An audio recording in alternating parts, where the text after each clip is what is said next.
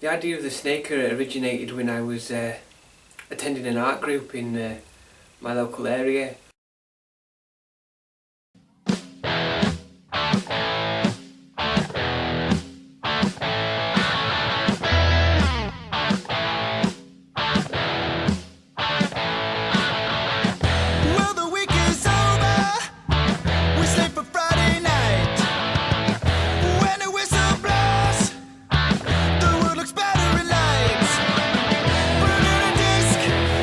We were given a project to do which was based on different reptiles, and I happened to pick snakes.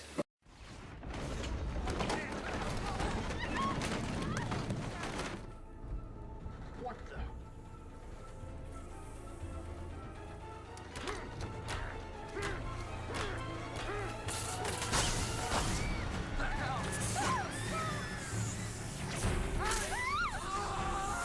We could choose our own medium to work with, filmmaking, animation, artwork, whichever we wanted. So I decided to make a film. Well, at first was meant to be just a trailer, like a test, but then it's turned into this big epic film project that it is today. I was going through loads of different ideas of what I could do. So obviously I came up with the film of the snaker. At first I didn't know what to call it, and then the name suddenly hit me. I thought I'd made the name up, but I actually heard there is actually a word, the snaker, in the dictionary. The word originates from the Bible. It kind of means a womanizer.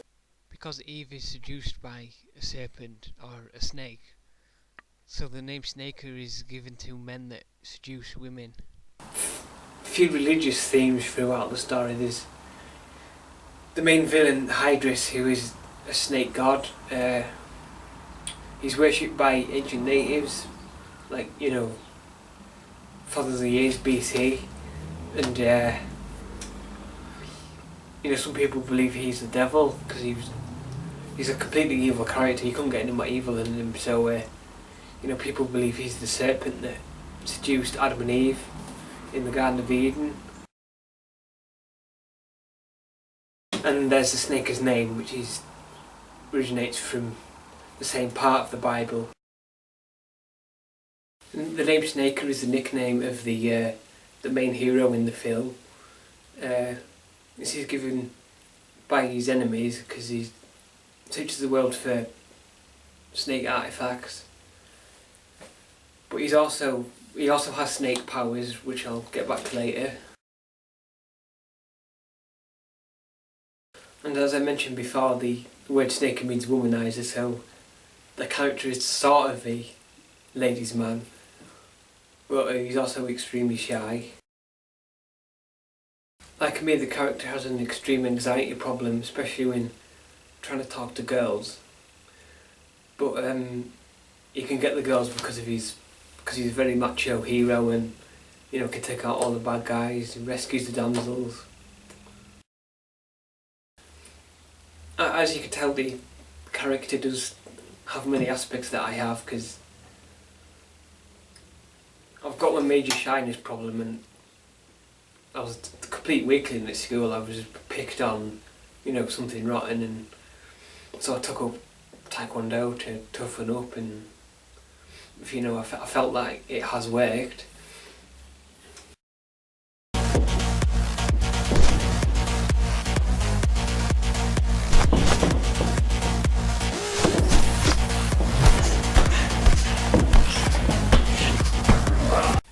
Most of them are where there's lots of very personal themes throughout them, you know. Some are less obvious than others. You know, I could never get the girls or anything like that. You know, being ginger and things, you know, you're not the most popular person at school. So he's the character is also bullied at school. But you don't really go much into that in the storyline. To me, I thought this makes the hero different because action heroes like James Bond are usually very arrogant and cocky, whereas the Snake is a very shy person and isn't big-headed at all. But when you see him fighting, you wonder why he isn't cocky or arrogant. Just take us off. Excuse me. People say it's very vain of me and cocky for me to make myself the main character and, you know, the action hero, but due to my, you know, my bad experiences at school, you know, this is my big chance to be the hero that I'm, you know, could never be.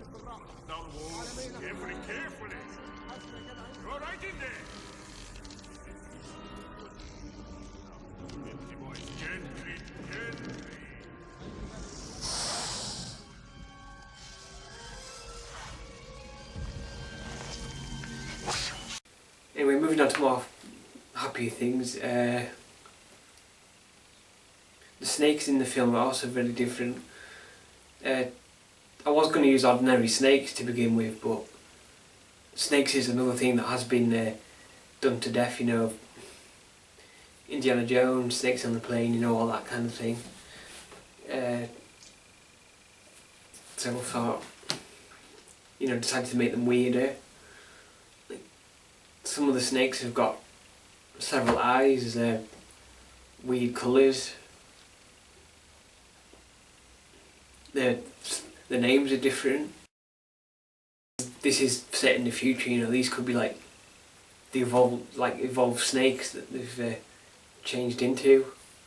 And when you look at them, you can also see the 90s cartoon atmosphere I mentioned earlier. Fearing Cobra Commander no longer has the ability to lead, Destro and Dr. Mindbender comb the tombs of the most evil leaders in history, and from their genetic tissues produce a composite clone with the military genius of Napoleon, the ruthlessness of Julius Caesar, the daring of Hannibal, and the cunning of Attila the Hun. Behold the ultimate Cobra Emperor, Serpentor. Serpentor, the most evil foe of G.I. Joe. The weird snakes adds to the entire surreal feel that I wanted the film to have. There's a couple of weird dream sequences in the film, and most of the villains are pretty weird, unusual characters. You know, you've never seen anything like the enemies that you see in this film. There's also a Hydra in it, but I've also put a new spin on that creature as well, but I'll keep that a secret for now.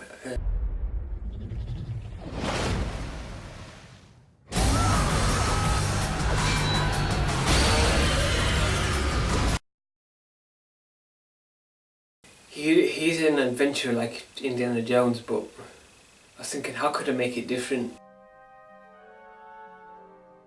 So I set it in the future as opposed to like in the 1940s or 50s like Indiana Jones was.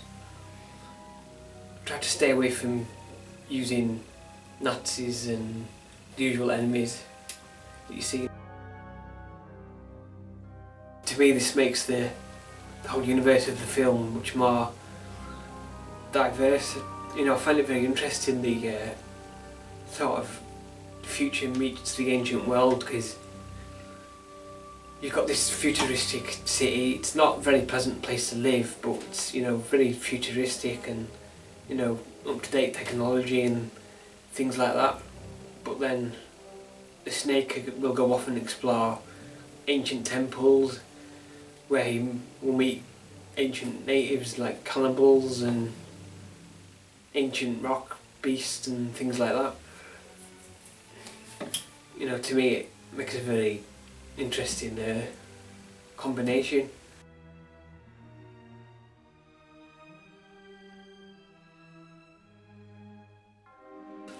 But I am a huge fan of the Indiana Jones franchise, and it has inspired me during the work on this project.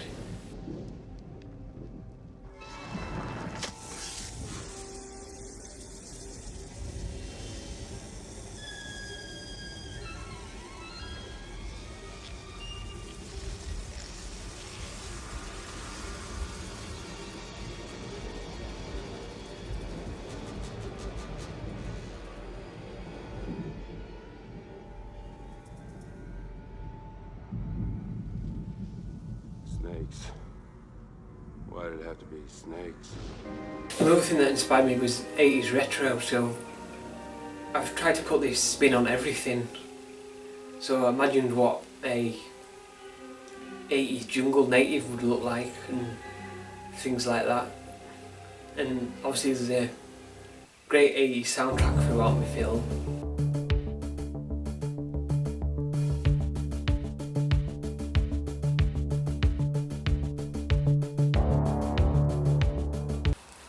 Because the cannibalistic natives that appear in the story, they do look like rejects from an 80s band with glowing neon masks and things like that. That's me.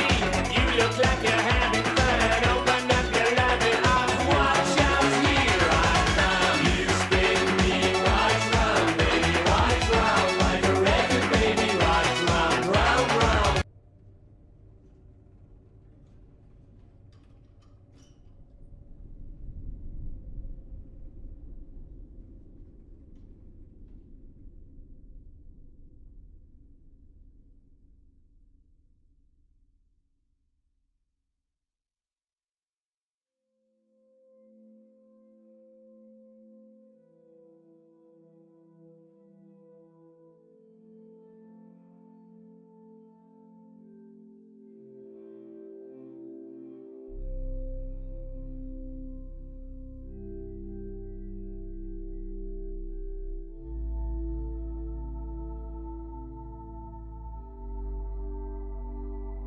Particularly music by bands that has the word snake in the title, such as White Snake. Songs like Poison by Alice Cooper.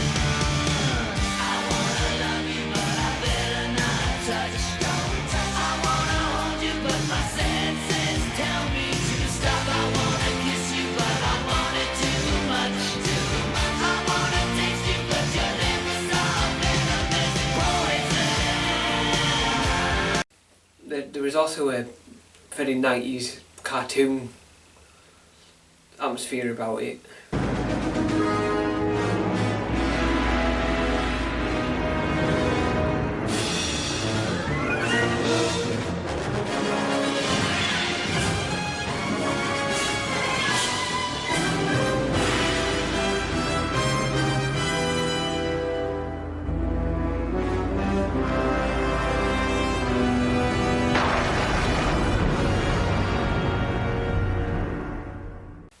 Particularly cartoons such as Ninja Turtles, Skeleton Warriors, Biker Mice from Mars. Are you here for the costume ball? Costume ball? What costume?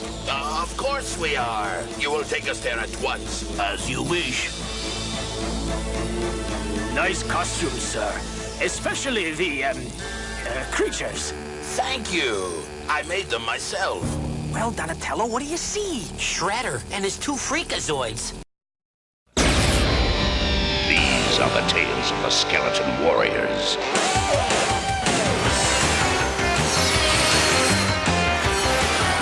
Skeleton Warriors! Johnny Quest, the list goes on and on and on.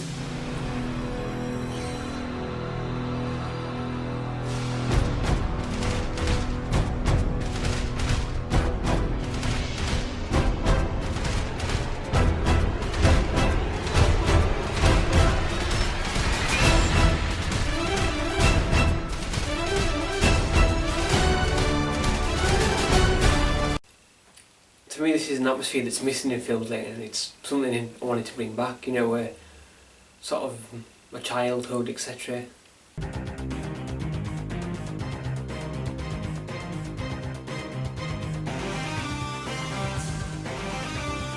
As I mentioned before, ways of making it different than the usual adventure films. There's Indiana Jones, National Treasure, things like that, and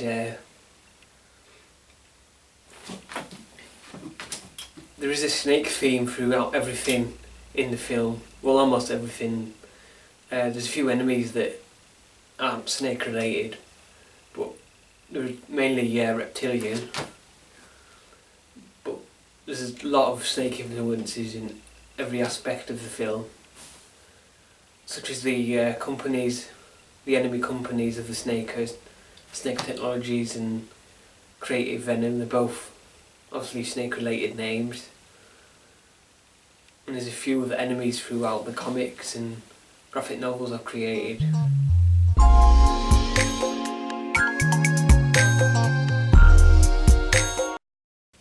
But one of the main ways I did make it different was I decided to give the Snaker, or Tim, which is his real name, which is also my name. So I've sort of based him on me, my shyness problems, etc. But the main difference is that he has snake powers. He doesn't shed skin or spit acid venom, but he has strength like boa constrictors or anacondas. He has snake-like vision, which allows him to hunt his enemies more efficiently and search for artifacts.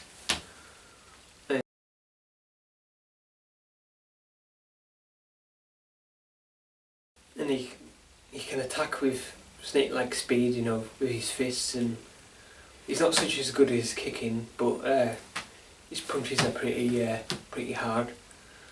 And I wanted to stay away from the martial art, like Cobra style, because to me it's a bit cheesy in films, and martial arts are overused nowadays, so I decided to go for a more brutal style, which is Taekwondo.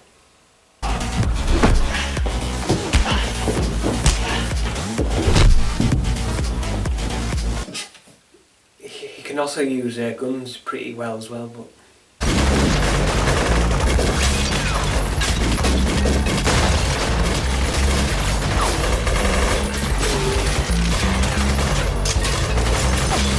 the perfect example of this kind of surreal atmosphere is a combination of action and horror. There's kind of Matrix style action, and then you get like terrifying hiding behind the sofa type horror.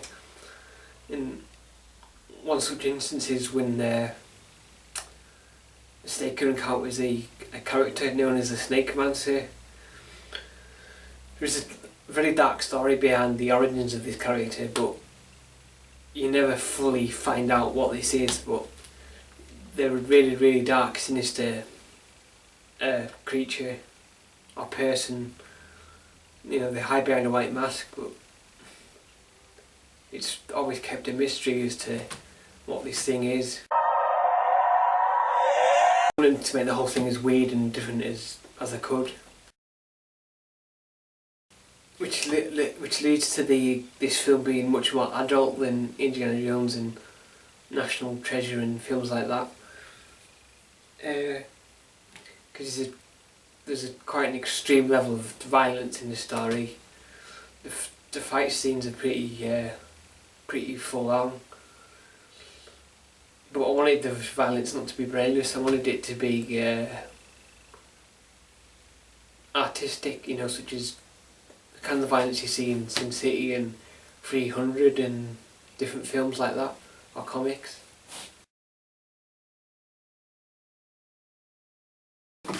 I wanted the violence to be full on because kind of a bit fed up with seeing films just going halfway, because the new Dread film was brilliant. The darkness, the atmosphere, the location, the violence, it was all full on.